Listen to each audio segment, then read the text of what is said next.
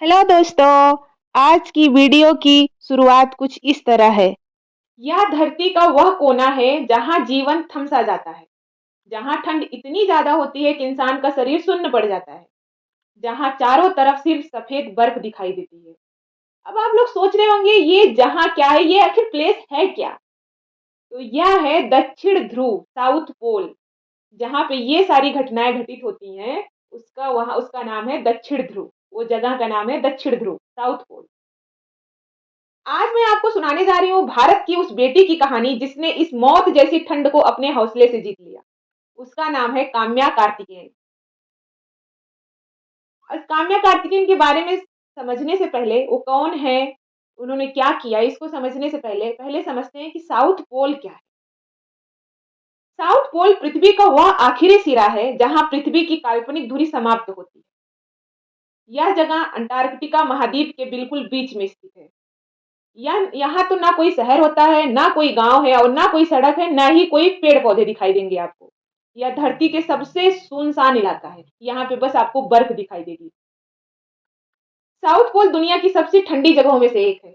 यहाँ गर्मियों में भी तापमान -30 डिग्री तक चला जाता है और सर्दियों में -80 डिग्री तक यहाँ का टेम्परेचर चला जाता है। यहाँ चलती है दुनिया की सबसे खतरनाक हवाएं जिन्हें कैटाबैटिक विंड्स कहते हैं। ये हवाएं इंसान को गिरा देती हैं। इतना तेज चलती है, इतना तेज झोंका आता है कि इंसान बैलेंस नहीं कर पाता है, गिर जाता है। दक्षिण ध्रुव तक पहुंचना दुनिया की सबसे कठिन यात्राओं में से एक माना जाता है। यहाँ ना तो कोई सड़क है, ना ही कोई गाड़ी चलती है और ना ही कोई मदद मिलती है।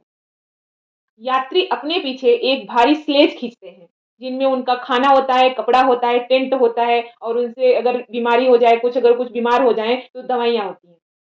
सारी जरूरत की चीजें जो होती हैं उसी स्लेज में ही रखे होते हैं। हर कदम पे मौत से सामना होता है क्योंकि ठंड बहुत ज्यादा होती है और ठंडी हवाएं बहुत तेज चलती है।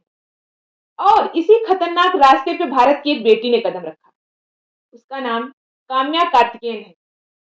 उम्र 18 साल है, सिर्फ 18 साल की है लड़की। ये दे भारत की बेटी सिर्फ 18 साल की है। बचपन से ही उन्हें पहाड़ों से बहुत प्यार था, बर्फ से उनकी दोस्ती ही समझो। उन्होंने दुनिया के सातों महाद्वीपों की सबसे ऊंची चोटियों पर चढ़ाई कर ली है, लेकिन दक्षिण ध्रुव यह उनके जीवन की सबसे बड़ी परीक्षा थी। दिसंबर 2025 में काम्या ने अपनी यात्रा शुरू की। हर दिन उन्हें 10 से 12 घंटे तक स्की करनी पड़ती थी। उनके पीछे एक भारी स्लेज बंधी होती थी जिसे वो खुद खींचती थी। यहाँ पे दो शब्द आए, एक स्की और एक स्लेज। स्लेज ऊपर भी आया था कि स्लेज ले जाते हैं ये लोग अपने साथ, उसमें जरूरत की चीजें रखी होती हैं। तो देखते हैं कि पहले स्की क्या है, स्की क्यों करना पड़ा। इसकी बर्फ पर चलने का एक खास तरीका है। इसकी लकड़ी या फाइबर की बनी दो लंबी पतली पट्टियां होती हैं जिन्हें जूतों के नीचे बांध लिया जाता है ताकि इंसान बर्फ पर फिसले नहीं और आसानी से चल सके। अगर बर्फ में आप सीधे जूते पहन के जाएंगे तो आपका पैर धंस जाएगा, बहुत ज्यादा थकावट लगेगी, चलना मुश्किल होता है। इसीलिए इसकी पहनने से वजन बर्फ पर बराबर फैल जाता है। पैर नहीं धंसते हैं, कम ताकत में ज्यादा दूरी तय हो जाती है। पैरों में इसकी पहनते हैं, हाथों में दो स्टिक पोल होता है, उसको पकड़ते हैं, पोल से जमीन पर धक्का देकर आगे बढ़ते हैं। यह बिल्कुल ऐसा होता है जैसे बर्फ पर फिसलते हुए चलना। ये था इसकी। अब आप लोग को एक इमेज बन गया होगा, आप वीडियो में देख लीजिए इसकी क्या होता है। मैंने भी समझा दिया, आपको देखने से सब समझ आ जाएगा। अब देखते हैं कि स्लेज क्या होता है। स्लेज एक तरह की छोटी गाड़ी होती है जिसमें सामान रखा जाता है और जिसे बर्फ पर घसीट कर ले जाया जाता है। उसको उठाकर नहीं ले जाया जाता, बर्फ पर घसीट कर ले जाया जाता है। स्लेज एक स्पॉट ट्रॉली होती है जिसमें यात्री अपना पूरा सामान, जरूरत की चीजें, सामान रखते हैं और रस्सी से बांधकर पीछे खींचते हैं। अब देखते हैं स्लेज में रखा क्या क्या होता है। ऊपर भी मैंने बताया कि जरूरत की चीजें रखी होती हैं। साउथ पोल जैसी यात्रा में स्लेज में होता है खाना पीना, वही सारा, टेंट, गर्म कपड़े, गैस सिलेंडर, दवाइयां, बैग और कैमरा, मतलब पूरा घर साथ लेकर चलना पड़ता है। यात्री पैरों में स्की पहनते हैं, आगे बढ़ते जाते हैं और पीछे स्लेज खींचते रहते हैं, यानी खुद चलते भी हैं और अपना पूरा सामान भी खुद ही ढोते हैं। क्योंकि ना तो कोई गाड़ी है, ना कोई हेलीकॉप्टर से वहां जाता है और ना कोई मदद करता है वहां।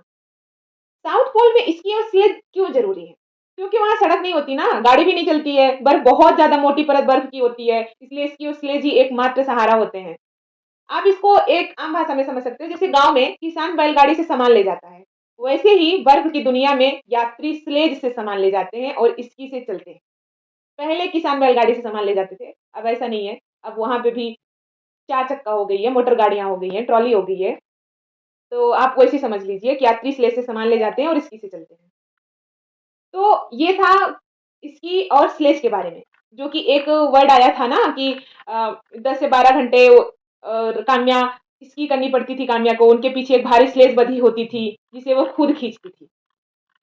अब आपको समझ में आ गया होगा इसकी स्लेज, तो आगे बढ़ते हैं। -30 डिग्री का तापमान, तेज हवाएं, लगातार बर्फबारी, यह यात्रा बहुत थकाने वाली थी, लेकिन काव्या ने हार नहीं मानी।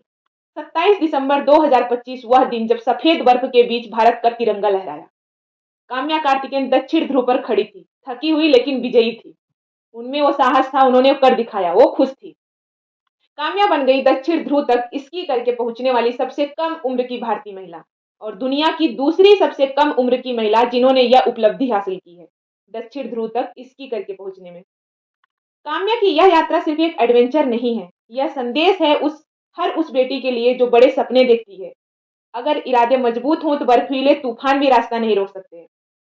दक्षिण ध्रुव की बर्फ पर जब भारत का तिरंगा लहराता है, तो यह सिर्फ एक झंडा नहीं होता, यह भारत की बेटियों की ताकत होती है। अगर आप कुछ लक्ष्य रख लेते हैं, तो वहां पहुंचने के लिए कोई गर्मी, कोई सर्दी, किसी का एहसास नहीं होता है। बस आपको अपना लक्ष्य दिखता है। तो काव्या को ठंडी नहीं दिख रही थी, काव्या कार्तिकेयन को ठंडी नहीं दिख रही थी। उन्हें बस साउथ पोल पर पहुंचना था, भारत का झंडा लहराना था। बस उनको वो दिख रहा था, उन्होंने वो कर दिखाया। आप अपने लक्ष्य बनाइए और उसे डेडिकेशन के साथ पूरा कीजिए, बिना किसी बहाने के। अगर आपको ये वीडियो अच्छा लगा हो, तो आप इसको शेयर भी कर सकते हैं। अगर आप शेयर करना चाहते हैं, तो आप इसको शेयर करिए और चैनल को सब्सक्राइब करिए और ये कहानी लोगों तक पहुंचाइए। इसके थ्रू भारत की बेटी का विजय हुआ है। भारत की बेटियां किसी भी सेक्टर में कम नहीं है, वो हर जगह परचम लहरा रही हैं। तो बेटियों को आगे बढ़ाइए, उनको अच्छी एजुकेशन दीजिए और वो अपने लक्ष्य को जरूर प्राप्त करेंगी। मिलते हैं नेक्स्ट वीडियो में। Thank you.